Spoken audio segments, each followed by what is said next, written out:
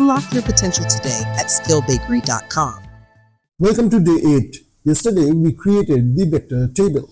Today we will store real embeddings inside it. So over here you can see the documents table that we created yesterday. It had this ID, content and embedding columns. Now let's go and create our very first file which is going to store data in this particular table. So here what I've done is I've created this store embeddings.js. Let me quickly take you through this. So first thing is we are importing create embeddings from our embeddings.js file. This we have explored quite a lot. And then this is the supabase.js file which we created previously. So it was just reading the credentials from the environment file and creating a client instance. Now in this one we have our store embeddings. So for these particular text we will be actually storing the embeddings.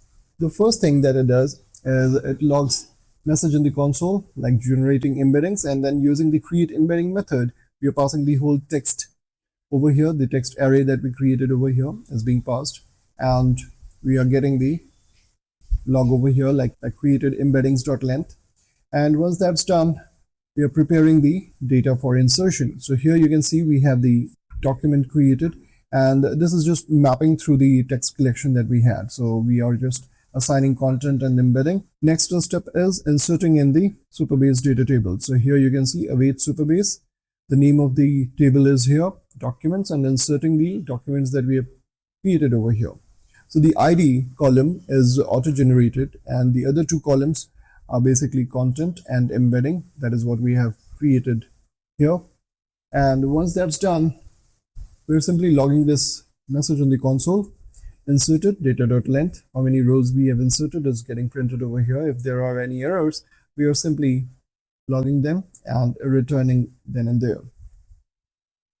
If there are any issues with this whole function, you can see we have got it and mentioned this unexpected error. Now what we need to do is just go ahead and run this particular file. So we'll say node, and then the name of the file is store embeddings.js. Press enter, and here you can see that we are getting this error message. Now the reason behind that is because I'm running on Node.js version 20 and the WS support is available for Node.js 22 onwards. So I have to basically install this WS package. So let me quickly do that and make necessary changes in our Supabase JS file as well. So here we are installing the WS package. Once this gets installed, what we'll do is, as suggested over here, we'll simply have our import WS from WS, and we'll go to supabase.js file. Over here, you can see I've already commented it out.